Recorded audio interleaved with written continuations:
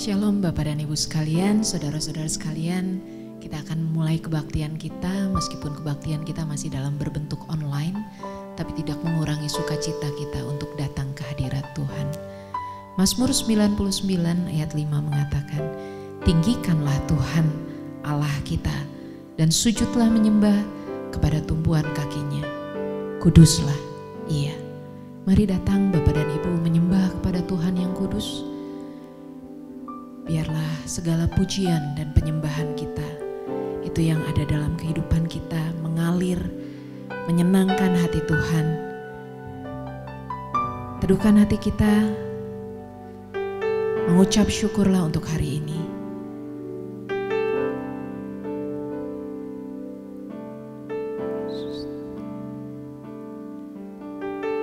Naikkan pujian ini, katakan, ku datang Tuhan dalam hadirat-Mu, berhiaskan kekudusan. Ku datang Tuhan dalam hadirat-Mu, berhiaskan kekudusan. Seluruh surga sujud menyembah-Mu, ku tersungkur dan berseru. Katakan sekali lagi, ku datang Tuhan dalam hadirat-Mu, berhiaskan kekudusan. Seluruh surga sujud menyembah-Mu, ku tersungkur dan berseru, kudus, kuduslah, kuduslah Tuhan Allah semesta alam.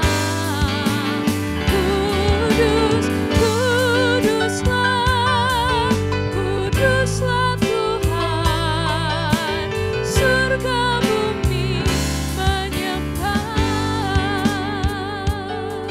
Bapak dan Ibu, angkat pujian ini sekali lagi, katakan, ku datang Tuhan dalam hadirat-Mu, berhiaskan kekudusan. Seluruh surga sujud menyembah-Mu, ku tersungkur dan berseru, kudus, kuduslah, kuduslah Tuhan Allah semesta alam. Kudus, kuduslah, kuduslah Tuhan, surga bumi menyembah. Kudus, kuduslah, kuduslah Tuhan Allah semesta alam. Kudus, kuduslah, kuduslah Tuhan, surga bumi menyembah. Katakan bersama-sama, kudus, kuduslah, kuduslah Tuhan Allah semesta alam. Kudus, kuduslah, kuduslah Tuhan, surga bumi menyembah. Sembahlah Dia, Allah yang luar biasa dalam kehidupan kita Bapak dan Ibu. Ucapkanlah syukur kita, karena Dia Allah yang mencukupkan segala sesuatunya, karena Dia yang memberikan ketenangan, bahkan dalam masa yang sulit sekalipun. Dia Allah yang tetap setia. Biarlah hadirat-Nya yang kudus itu yang memenuhi hati kita hari ini, saat ini. Yesus, nikmatilah hadirat-Nya, dan biarlah kekudusan-Nya itu yang memenuhi hidup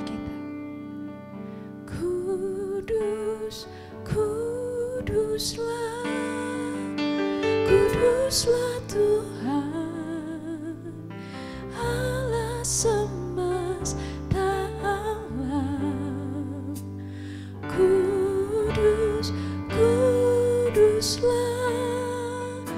Kuduslah Tuhan, surga bumi menyatu. Sekali lagi katakan kuduslah, kuduslah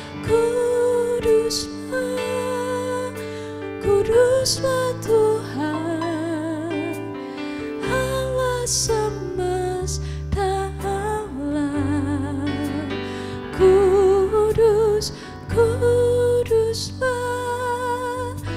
Kuduslah Tuhan, surga bumi menyembah, surga dan bumi, surga bumi menyembah, surga bumi menyembah. Benar Tuhan, kami mengucap syukur untuk hari ini, karena Engkau kudus dan memenuhi hidup kami. Terima kasih Bapa, kami mulai acara ini dalam perkenanan-Mu, dalam kekudusan-Mu. Terima kasih, dalam nama-Mu kami sudah berdoa dan mengucap syukur. Amin. Bapak dan Ibu sekalian, kita akan menaikkan satu buah pujian dari NP nomor 322.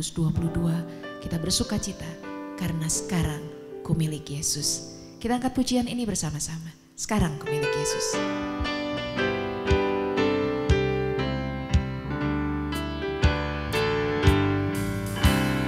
Tuhan Yesus mengasihi aku, tak ada yang merampas jiwaku.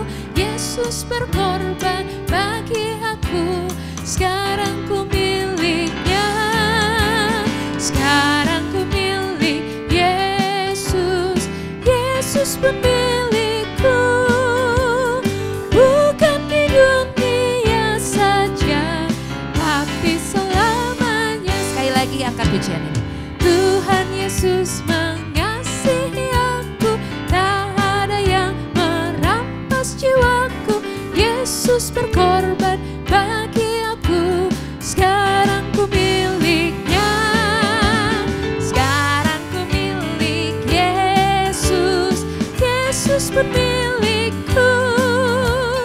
Bukan di dunia saja, tapi selamanya. Sekarang ku milik Yesus, sekarang ku milik Yesus, Yesus pemilikku. Bukan di dunia saja, tapi selama. Sekali lagi katakan, sekarang ku milik Yesus, Yesus pemilikku. Bukan di dunia saja, tapi selamanya. Bukan di dunia saja, tapi selamanya. Bukan di dunia saja, tapi selamanya. Puji Tuhan, kita milik Yesus bukan hanya sekarang, tapi selama-lamanya kita ada di dalam tangannya. Kita akan mendengarkan satu buah firman Tuhan yang akan disampaikan hari ini. Kita akan menaikkan pujian, biarlah pujian ini menyiapkan hati kita. Katakan kepada Tuhan, selidiki aku, lihat hatiku. Apakah aku benar-benar mengasihi-Mu Tuhan? Dan biarlah Tuhan sendiri yang menilai hidup kita. Naikkan pujian ini dengan segenap hati kita.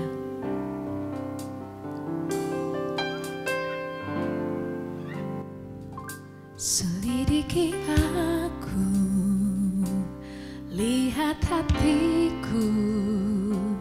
Apakah ku sungguh mengasihi-Mu, Yesus? Kau yang Maha tahu dan menilai hidupku.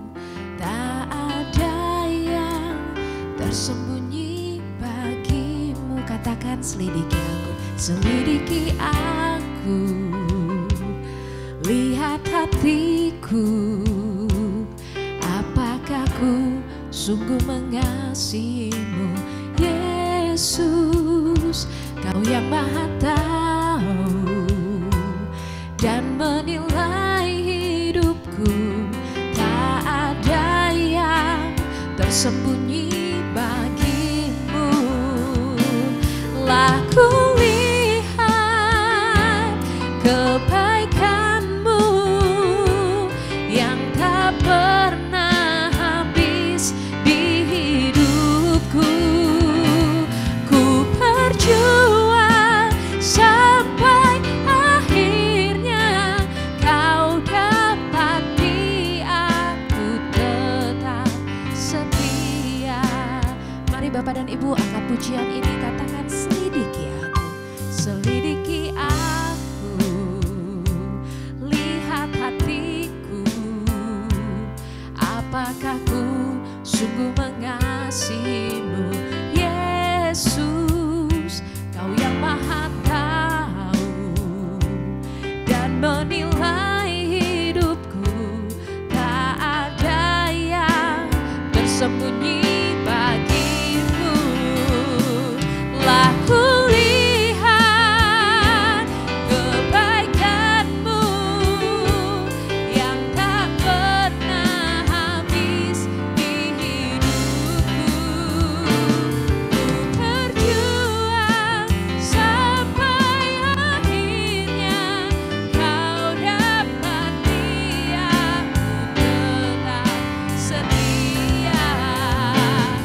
Aku lihat kebaikanmu yang tak pernah habis di hidupku. Berjuang sampai akhirnya, kau dapati aku tetap setia. Kau dapati aku tetap setia. Kau dapati aku tetap setia.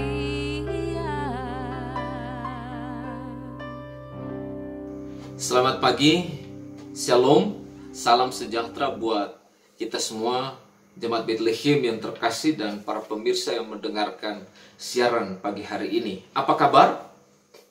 Saya yakin kita semua sehat dan diberkati oleh Tuhan. Mari kita tunduk kepala bersama-sama, kita berdoa untuk mendalami kebenaran firman Tuhan. Terima kasih Tuhan untuk kesempatan ini. Kami membuka hati kami, pikiran kami, dan perasaan kami untuk diberkati oleh kebenaran firman-Mu. Mohon pimpinan Roh Kudus untuk membimbing kami dalam kami menggali dan merenungkan kebenaran firman Tuhan.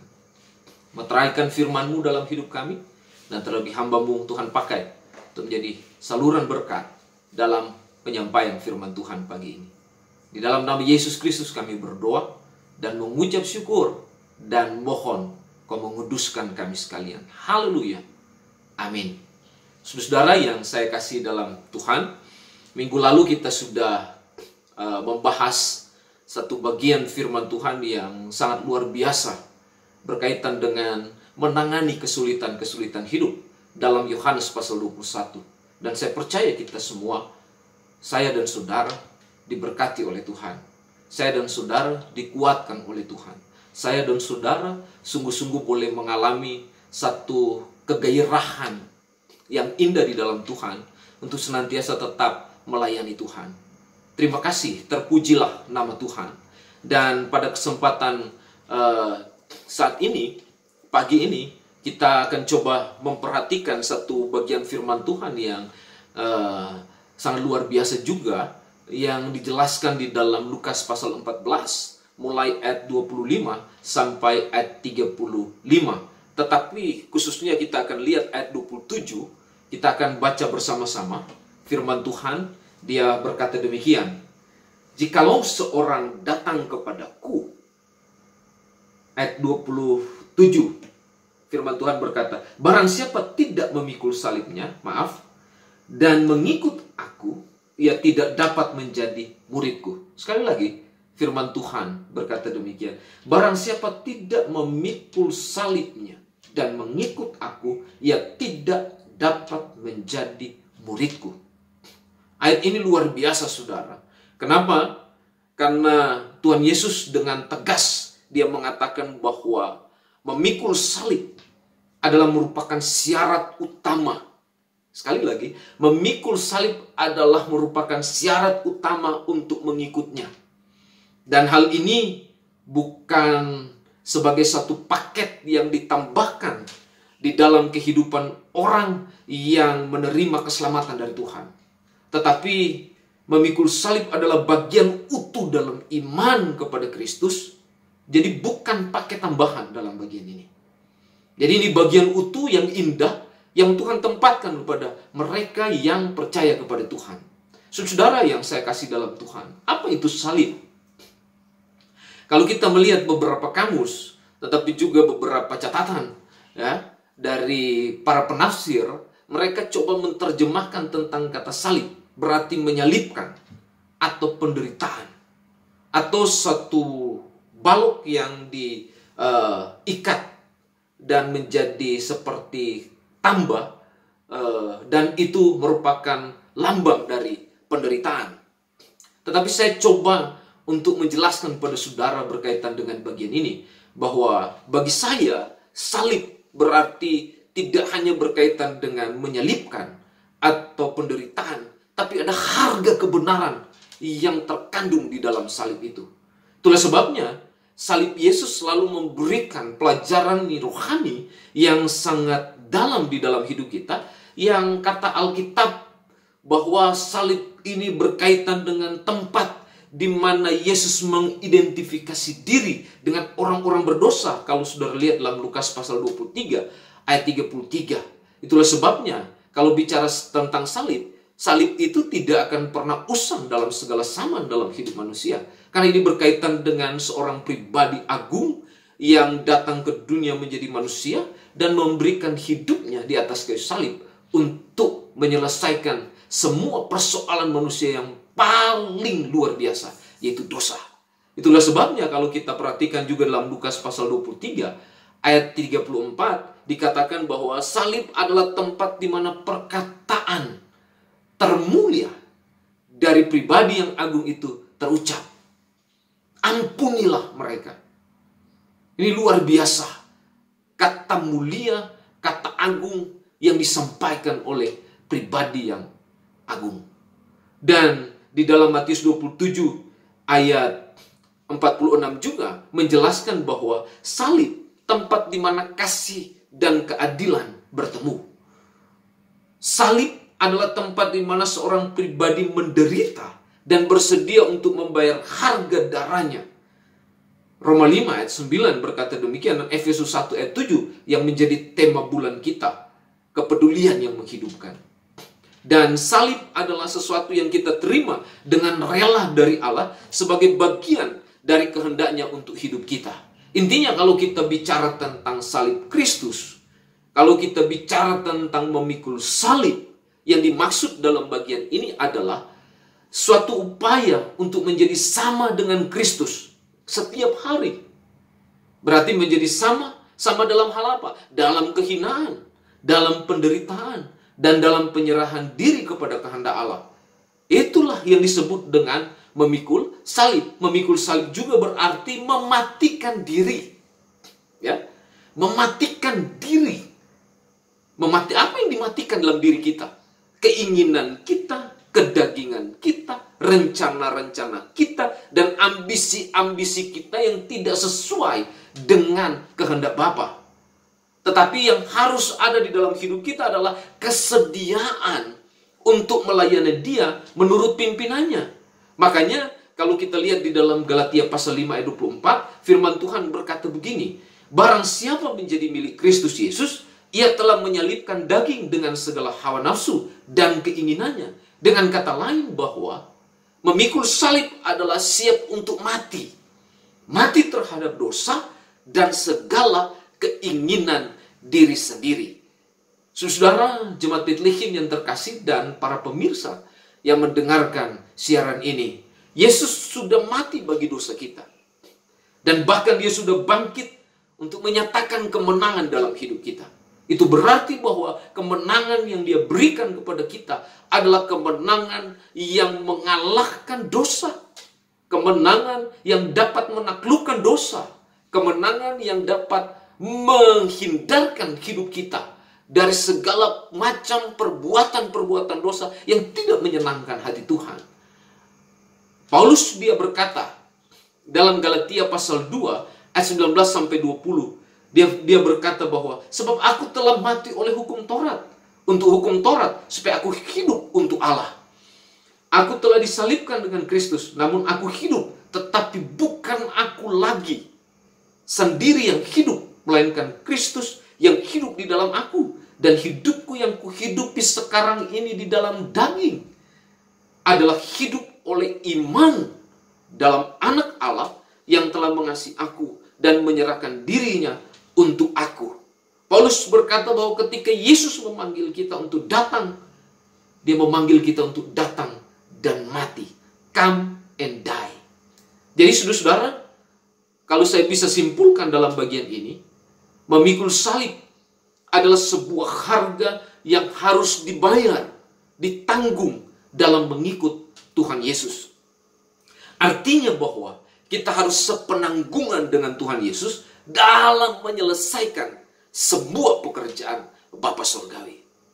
Itulah sebabnya istilah yang dipakai di dalam Lukas pasal 14 ayat 27 ini, istilah yang digunakan memikul salib, saya beri tema di dalam bagian ini adalah menyelesaikan pekerjaan Bapa. Jadi menyelesaikan pekerjaan Bapa itu tidak hanya kita memberi waktu, uang, tenaga kita, tetapi lebih dari itu bahwa kita harus mengalami segala sesuatu yang berkaitan dengan hal-hal yang Yesus alami. Seperti penderitaan, penganiayaan, dan itu semua akan kita tanggung di dalamnya. Itulah sebabnya disebutkan di dalam bagian ini, pada waktu saudara memahami tentang kata memikul salib atau sepenanggungan dengan Tuhan Yesus, itu berarti segala sesuatu harus kita tanggung karena kita memiliki Kristus dalam hidup kita. Bapak Ibu Saudara yang saya kasihi dalam Tuhan, Jemaat Bethlehem yang terkasih dan para pemirsa yang mendengarkan bagian ini, ada perbedaan orang yang sepenanggungan dengan Tuhan dan seteru salib Kristus. Kalau seteru salib Kristus, mereka adalah orang-orang yang tidak siap sepenanggungan dengan Tuhan. Orang-orang yang seperti ini hanya mau yang enak, menerima berkat, mau menerima mujizat, menerima penyertaan Tuhan. Tetapi ketika diperhadapkan dengan ujian dan tantangan dan kesulitan hidup, secara cepat mereka menolak dan bahkan bersungut kepada Tuhan dan menjadi kecewa, bahkan meninggalkan Tuhan. Berbeda dengan kita yang menjadi milik Tuhan, sepenanggungan dengan Tuhan. Apapun yang kita alami, termasuk penderitaan dan penganiayaan, kita harus sanggup menanggung karena kita adalah milik Tuhan. Saudara-saudara, Jemaat Bethlehem yang terkasih dan para pemirsa di rumah, pertanyaannya sederhana bagi kita sekarang adalah, mengapa kita harus sepenanggungan dengan Tuhan Yesus Kristus? Atau mengapa kita harus memikul salib? Yang pertama, kalau saudara lihat di dalam ayat 27, dikatakan begini, barang siapa tidak memikul salibnya dan mengikut aku, ia tidak dapat menjadi murid. Jadi yang pertama, yang menarik yang perlu kita selidiki dalam bagian ini adalah, bagaimana atau mengapa kita harus harus sepenanggungan dengan Tuhan Yesus. Alkitab bilang di sini, karena kita adalah muridnya. Sekali lagi, kita adalah muridnya. Kita telah mendengar tentang arti dan makna dari salib Kristus. Sekarang kita akan bicara mengenai kata murid, yang diterjemahkan dari bahasa Inggris disciple, yang diartikan seorang yang belajar untuk mengamati dan bekerja. Atau kalau bisa sejajarkan atau dikorelasikan, dia seperti seorang yang magang atau peserta magang. Kenapa? Karena dia dilatih, diajar, didisiplin, dan dibimbing agar menjadi bisa. Nah, ini menarik dalam bagian ini. Pedenya kalau kita perhatikan di dalam bagian ini, ya, murid berarti selalu bersama supaya menjadi sama. Itulah sebabnya dikatakan di sini, barang siapa tidak memikul salibnya dan mengikut aku, ia tidak dapat menjadi muridku. Jadi murid ini penting sekali. Dia perlu dilatih, dididik, didisiplin. Itulah sebabnya istilah Yunani yang dipakai di dalam bagian ini adalah matetes, yang makna katanya sepadan dengan kata Kristen atau orang-orang percaya kepada Kristus. Jadi secara umum kata ini, matetes, menunjuk kepada orang-orang yang mengaku bahwa Yesus Kristus adalah Tuhan dan Juru Selamat. Intinya, seorang murid adalah seorang Kristen. Jadi seorang Kristen adalah seorang yang mengaku bahwa Yesus Juru Selamat dalam hidupnya secara pribadi. Murid Kristus adalah orang-orang yang telah dilahirkan kembali oleh Roh Allah. Mereka adalah ciptaan baru di dalam Kristus Yesus. Nah, orang-orang yang telah mengaku dengan mulut bahwa Yesus adalah Tuhan dan percaya di dalam hatinya bahwa Allah telah membangkitkan dia, Yesus, dari antara orang mati. Kalau kita lihat di dalam Roma pasal 10 ayat 9 sampai 10, dan menjalankan misinya dalam Matius 28 ayat 19 sampai 20, merekalah yang disebut murid atau orang Kristen yang mau diajar, diperlengkapi, dan berbagai macam perlengkapan rohani yang ditambahkan kepada mereka.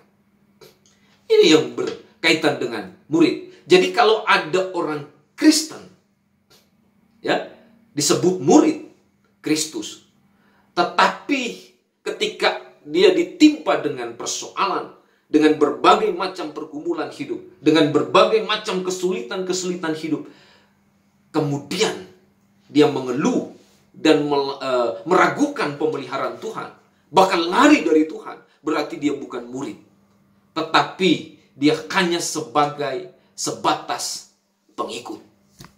Ya, ada perbedaan yang sangat luar biasa yang berkaitan dengan seorang murid dan seorang pengikut.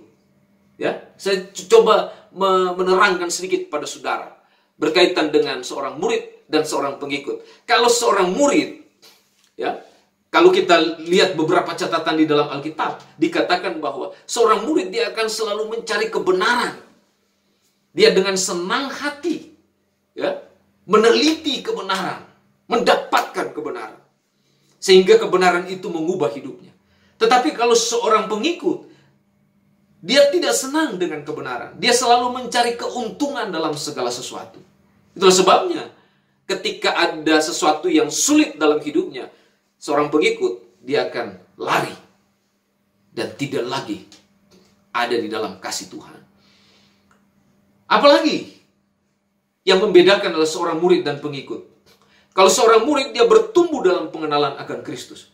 Tapi seorang pengikut, dia hanya memuaskan dirinya tanpa pengenalan akan Kristus Yesus. Konsepnya tidak peduli dengan Tuhan. Yang penting saya ada mendapatkan keuntungan di dalamnya. Yang ketiga, seorang murid, dia senantiasa belajar gemar dengan hal-hal rohani yang membangun hidupnya. Ya, dia senang dengan hal-hal yang membawa pertumbuhan rohaninya. Ada sukacita di dalamnya. Ada kebahagiaan bersama dalam membangun kehidupan rohani. Tetapi seorang pengikut tidak mau belajar, apalagi berkaitan dengan kerohanian. Dia lebih senang apa? Bukan membangun, tapi meruntuhkan. Ini seorang pengikut seperti itu. Ya. Dia lebih senang tercerai-berai. Dia tidak mau mempersatukan. Dia tidak mau membuat sesuatu yang dapat membanggakan Tuhan karena kebersamaan dan keakraban di dalam orang-orang percaya. Seorang murid, dia taat melakukan perintah Tuhan. Tetapi seorang pengikut, dia selalu ingin diperhatikan. Beda. Seorang murid, dia selalu memuliakan Tuhan dan mencari hal-hal yang berkenan dan yang mendatangkan berkat. Tapi kalau seorang pengikut, dia mencari hal-hal yang sensasional, yang dapat menaikkan pamor hidup dan selalu mengutuki. Beda. Seorang murid dan juga seorang pengikut. Seorang murid, dia mendukung pekerjaan Tuhan. Bentuk apapun dia akan beri bagi kemuliaan Tuhan. Siapapun yang memimpin, dia akan mendukung. Tapi kalau seorang pengikut, tidak. Dia tidak mendukung pekerjaan Tuhan. Dia menghambat, dia merancang apapun sehingga pekerjaan Tuhan tidak berhasil. Luar biasa, ya. Ada beda yang luar biasa. Dan terakhir, seorang murid dia setia dan tetap bertahan dalam kekekalan. Tetapi seorang pengikut, dia tidak setia. Sifatnya sementara dan bahkan dia rapuh. Inilah yang Yesus inginkan. Rindukan kepada setiap murid Tuhan. Setelah kebangkitan Kristus, dia menghendaki agar setiap orang yang percaya kepada Kristus, dia memiliki kedewasaan rohani, dia bertumbuh dalam iman, dan memiliki tujuan akhir dari pertumbuhan rohani. Seseorang adalah menjadi seperti Yesus. Artinya di sini bahwa dia memiliki karakter seperti Kristus. Dia memiliki hidup yang berkualitas. Dia memiliki kehidupan yang patut diteladani. Dan dia memiliki kehidupan yang sungguh-sungguh menyenangkan hati Bapa. Saudara yang saya kasih dalam Tuhan. Dari bagian-bagian tadi, kita bisa melihat bahwa seperti apa kehidupan murid yang berkarakter Kristus dan memiliki kualitas rohani yang baik. Yang di dalam, kalau kita bandingkan di dalam Ibrani pasal 5 ayat 7-9, kita akan menemukan bahwa Yesus, Alkitab berkata bahwa dia tidak hidup ataupun berbuat dosa. Apa artinya di sini? Jadi kehidupan seorang murid yang berkarakter Kristus dan juga berkualitas rohani yang baik, dia memiliki nilai mulia seperti Yesus. Ya, pola hidupnya teratur. Dia benar dan taat kepada Tuhan. Dia setia kepada kebenarannya. Dan ini merupakan satu gambaran yang sangat luar biasa dari seorang guru kepada murid. Yesus dia sudah menampilkan ini. Dan dia guru agung yang luar biasa. Dan kita orang-orang yang percaya kepada Tuhan adalah muridnya. Kita harus memiliki nilai-nilai mulia yang sama seperti Yesus miliki. Yang kedua, kalau kita lihat kehidupan murid yang berkarakter Kristus dan berkualitas rohani yang kuat, yang hebat, yang mulia adalah murid Tuhan. Hidupnya harus hidup di dalam kebenaran firman Tuhan. Apa artinya di sini? Dia gemar dengan firman. Kesukaannya ialah Taurat Tuhan. Sama seperti rusa yang merindukan sungai, demikian kita merindukan Tuhan dalam firman-Nya. Ketika kita rindu firman Tuhan, kita juga harus menerapkan kebenaran firman Tuhan. Itulah murid. Makanya kenapa Yesus sangat menekankan di dalam bagian ini, di dalam pasal 14 dalam kitab Lukas. Karena ini sesuatu yang sangat penting, yang menandakan bahwa ini murid yang sejati, bukan murid yang biasa-biasa saja, atau sebagai pengikut, atau sebagai seorang yang tidak memiliki kualitas yang baik di dalam hidupnya. Tetapi Yesus mau supaya hidup seorang murid, dia hidup tertanam dalam kebenaran firman Tuhan. Yang ketiga, di dalam bagian dikatakan bahwa bagaimana kehidupan seorang murid yang berkarakter Kristus dan berkualitas rohani yang baik. Hidup dalam persekutuan dengan Tuhan. Ini indah, saudara. Karena kita harus membangun keintiman dengan Tuhan. Tuhan berkata, mendekatlah kepadaku, maka aku akan mendekat kepadamu. Ini memberikan pengertian yang dalam pada kita bahwa dia rindu kita membangun keintiman dengan dia. Dia rindu kita membangun hubungan yang baik, hubungan yang kuat, hubungan yang tidak bisa terpisahkan satu dengan yang lain. Melalui apa? Kita saling mengasihi. Melalui kita saling menolong. Melalui kita saling mendoakan. Melalui kita saling melayani. Dengan Tuhan bagaimana kasih kita lebih besar. Luar biasa. Demikian kepada sesama. Kita harus mengasihi mereka sama. Ini yang penting dalam bagian ini. Dan ini yang ditekankan di dalam kehidupan seorang murid. Jadi menjadi murid Kristus adalah sesuatu yang sangat serius. Karena hanya ada satu jalan kita bisa menjadi murid yang sejati. Kata Alkitab di sini. Berarti kita harus memberikan kehidupan kita sepenanggungan dengan Tuhan. Berarti kita harus berserah total kepada Yesus. Karena dia menginginkan suatu kualitas yang baik dari setiap orang yang sepenanggungan dengannya. Ini artinya bahwa dia rindu seorang murid menunjukkan konsistensinya dalam menjalankan apa yang diajarkan kepadanya. Dan hidup tidak menyimpang dari firman Tuhan. Dan inilah kualitas hidup yang disebut di dalam bagian ini adalah murid-muridku. Saudara yang saya kasih dalam Tuhan, Jemaat Bethlehem yang terkasih, dan para pemirsa yang mendengarkan bagian ini, bersediakah Anda menjadi muridnya? Bersediakah Anda untuk menjadi kepanjangan tangannya, orang kepercayaannya?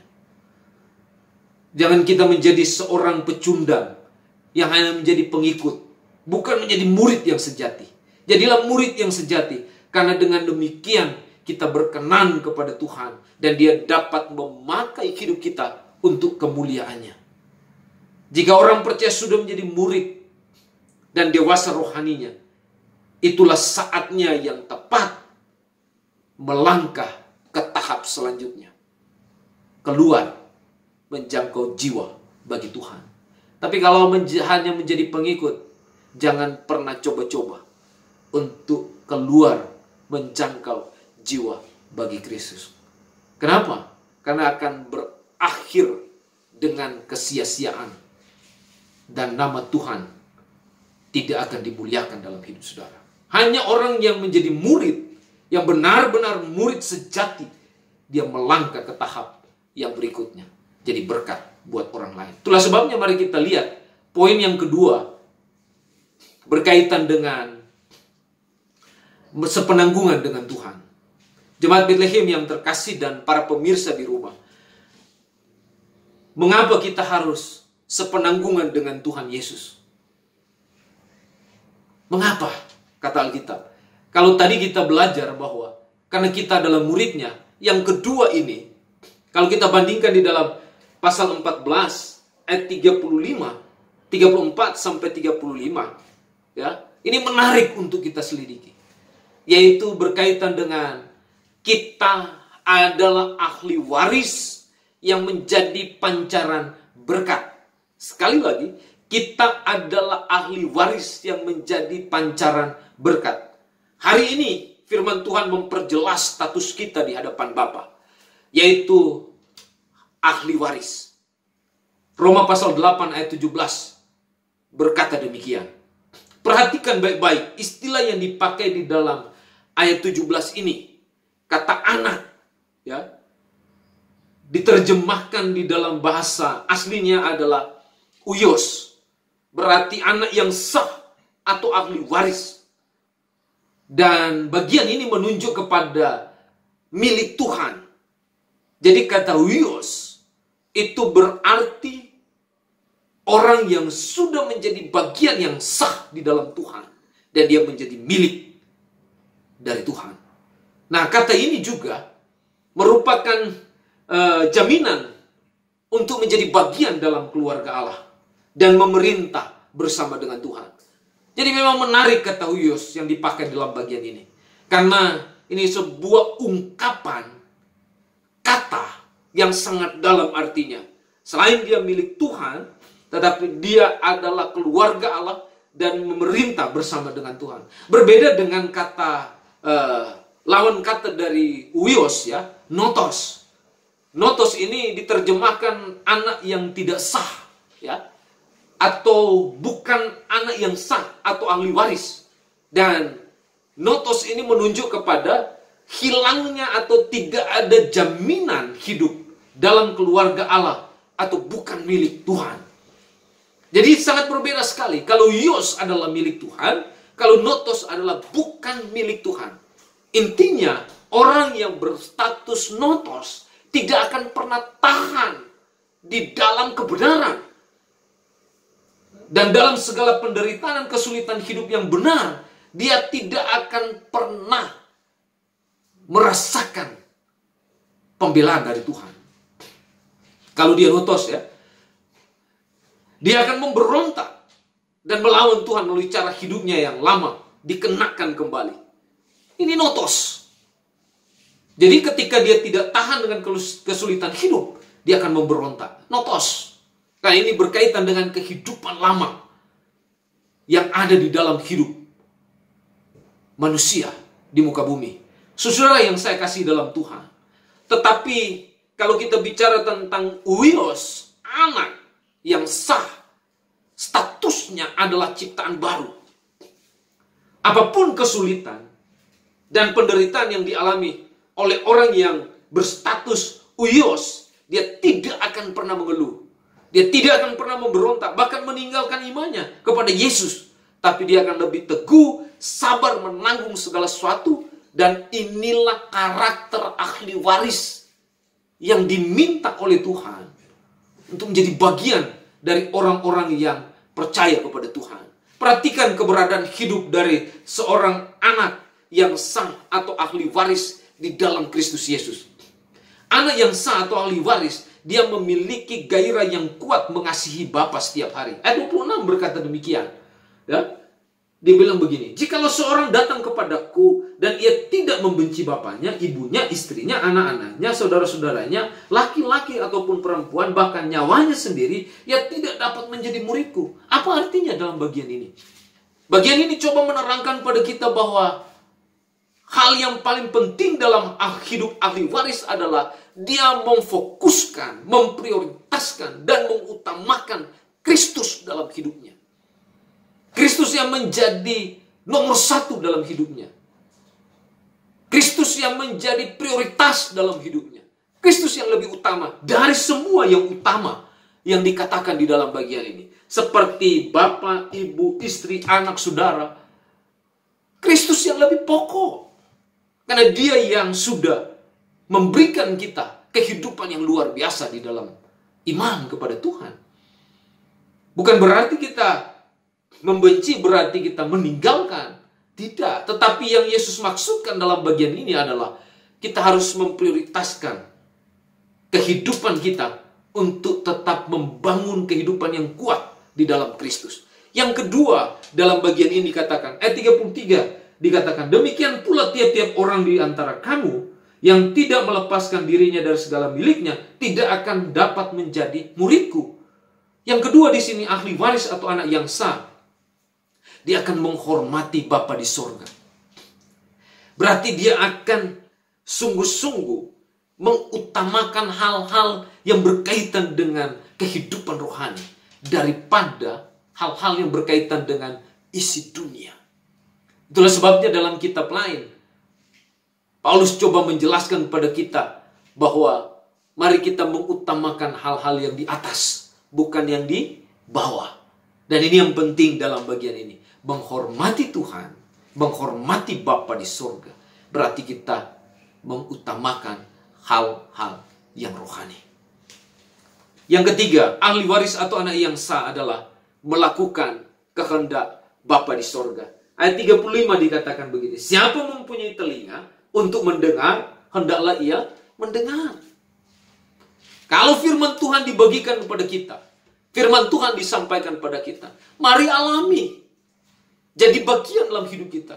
Dan kita lakukan kebenaran yang sudah kita alami dalam hidup kita senantiasa. Itulah yang dimaksud dalam bagian ini. Kita melakukan kehendak Bapa. Salah satunya adalah mengasihi. Karena kasih itu datang dari atas. Agape. Kasih dari Tuhan. Ini anugerah yang besar yang Tuhan sudah buktikan di kayu salib. Dan kebangkitannya menyatakan tentang kasih itu dalam hidup kita. Saudara yang saya kasihi dalam Tuhan. Pertanyaannya sekarang bagi kita adalah, apa hubungannya dengan garam? Berkaitan dengan ahli waris yang menjadi pancaran berkat. Kalau kita lihat apa yang dicatat di dalam ayat 34 ya, dan 35, kita akan temukan bahwa garam adalah barang berharga pada zaman itu dan berfungsi sebagai pengawet, pemurni yang dipakai untuk membersihkan luka supaya tidak menjadi infeksi. Jadi ini antiseptik untuk mencegah supaya tidak terjadi penyebaran terhadap luka itu membesar dan terinfeksi. Dan pemberi rasa serta pembuat haus. Jadi kalau lihat dia pengawet, pemurni, dia pemberi rasa, tetapi juga pemberi haus. Wah, luar biasa. Ada pemberi haus ya. Nah, ini hebat sekali dalam bagian ini. Nah, ketika ayat Alkitab ini berkata begini, garam memang baik, tetapi jika garam juga menjadi tawar, dan apakah ia diasinkan? Dengan apakah ia diasinkan? Tidak ada lagi gunanya, baik untuk ladang maupun untuk pupuk, dan orang membuangnya saja. Saudara, ketika orang berdosa percaya kepada Kristus sebagai juru selamat, sebagai Tuhan dalam hidupnya, mujizat terjadi. Apa mujizatnya? Kita sebagai tanah liat menjadi apa di sini dikatakan? Menjadi apa? Diubah menjadi garam. Artinya orang yang sudah diselamatkan karena iman kepada Kristus, dia harus menjadi garam dunia. Matius 5 ayat 13 berkata demikian. Menjadi garam dunia berarti ia harus berperan dalam menghambat perkembangan pekerjaan si jahat serta penurunan moral yang baik. Tetapi juga di sisi lain, menjadi garam berarti karakter dan perbuatan ahli waris hendaknya membuat orang menjadi haus akan kebenaran atau akan Tuhan kita, Yesus Kristus. Ini yang menarik di dalam bagian ini. Ini yang luar biasa. Jadi ada hubungannya ahli waris dan garam. Jadi ketika kita ada di dalam Kristus, kita diubah oleh Tuhan menjadi garam dunia. Namun kalau kita perhatikan di dalam kehidupan kita sekarang ini, bila seorang ahli waris dia kehilangan karakter Kristus dalam hidupnya, maka Alkitab bilang di sini, tidak ada lagi gunanya baik untuk di ladang maupun untuk pupuk, dan orang membuangnya saja. Jadi tidak ada guna seorang ahli waris kalau dia kehilangan karakter Kristus. Ya, tidak ada manfaat. Alkitab berkata dia akan dibuang ya oleh orang dan tidak ada gunanya lagi untuk pupuk. Kata Alkitab seperti itu. Jadi akan diinjak-injak orang dan nama Kristus di sini akan tercemar olehnya. Jadi kalau seorang ahli waris dia kehilangan kualitas kehidupan rohani yang kuat, sama seperti Kristus, dikatakan di dalam bagian ini, dia tercemar dan nama Kristus tidak dimuliakan dalam hidupnya. Intinya, kehidupan seorang yang menjadi ahli waris Kristus adalah sesuatu yang sangat serius. Tidak ada gunanya menjadi ahli waris kalau kita tidak sepenanggungan dengan Tuhan dan hanya kemunafikan yang terpancar dalam hidup kita. Kita harus sepenanggungan dengan Tuhan karena itu adalah kualitas yang ada dalam hidup kita. Itu adalah karakter dari seorang yang sudah beriman kepada Kristus, yang sudah diubah dari tanah liat menjadi garam. Dan ini penting bagi kita. Jadi ahli waris yang sejati adalah mampu menempatkan diri sepenanggungan dengan Tuhan, serta menampilkan kualitas rohani yang matang dan dewasa, dan dia dapat menolong kehidupannya untuk senantiasa dapat dikatakan di dalam bagian ini menghambat pekerjaan iblis dan menolong kehidupan rohani baik kita sebagai yang sudah diselamatkan maupun yang orang lain yang membutuhkan pertumbuhan rohani. Mereka akan bertumbuh bersama-sama. Dan inilah yang disebut sebagai gereja milik Tuhan. Saudara, Bapak Ibu yang terkasih, jemaat Bethlehem yang saya kasihi dalam Yesus Kristus, dan para pemirsa yang mendengarkan hari ini, bagaimana dengan hidup kita sekarang? Apakah kita sudah benar-benar sepenanggungan dengan Tuhan dan menampilkan kualitas rohani yang matang? Apakah kita benar-benar sudah menjadi garam dunia? Apakah kualitas rohani kita sudah betul-betul berkenan kepada Tuhan?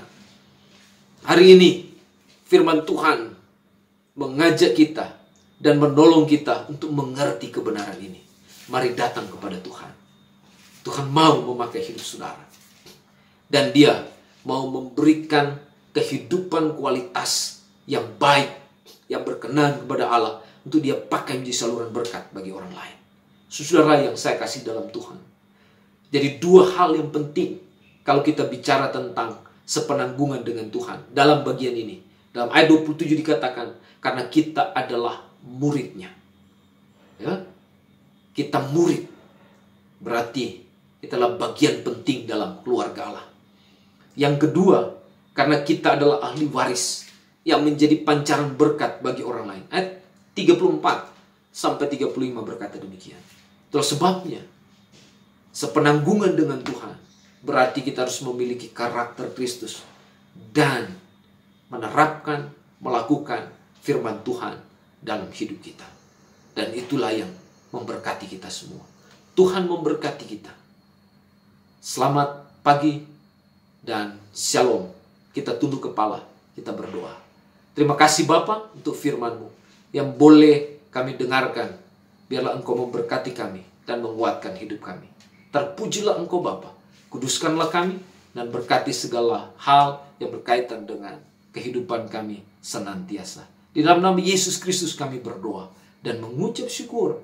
Dan biarlah firman hari ini memberkati jiwa kami. Haleluya. Amin.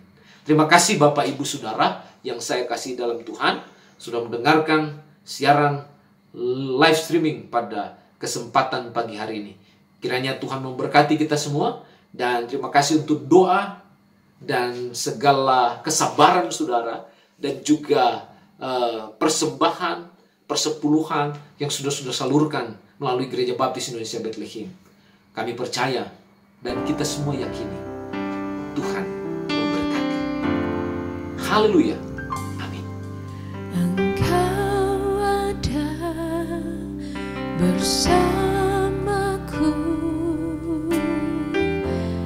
di tiap musim hidupku. Tak pernah kau biarkan ku sendiri.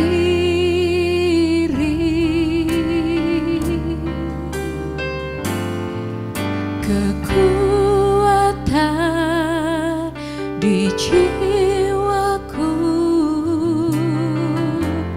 adalah bersamamu. Tak pernah ku ragukan kasih-Mu.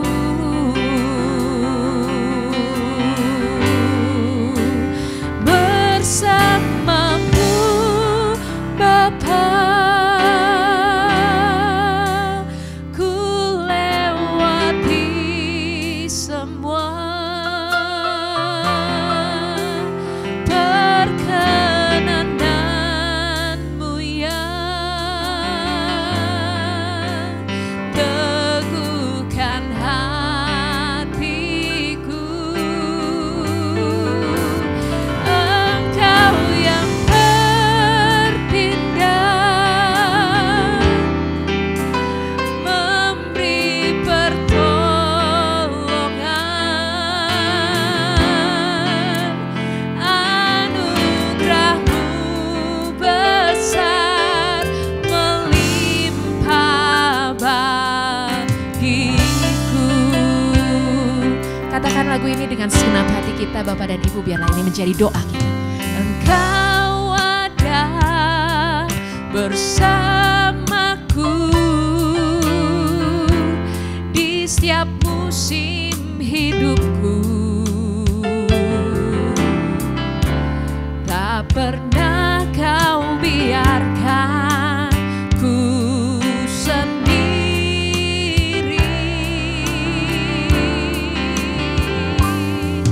Kekuatan di jiwaku adalah bersamamu. Tak pernah ku ragukan kasih-Mu bersamamu, bersamamu Bapa. Ku lewati semua perkenanan-Mu ya. Teguhkan hatiku, Engkau yang bertindak, memberi pertolongan.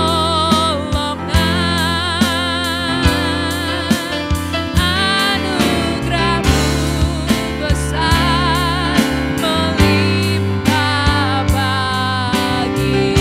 Katakan bersamamu, bersamamu Bapa. Ku lewati semua perkenanan-Mu ya. Teguhkan hatiku, Engkau yang bertindak, memberi pertolongan. Anugerah-Mu besar melimpah bagi. Anugerah-Mu besar Tuhan, anugerah-Mu besar melimpah bagi. Anugerah-Mu Tuhan, anugerah-Mu besar.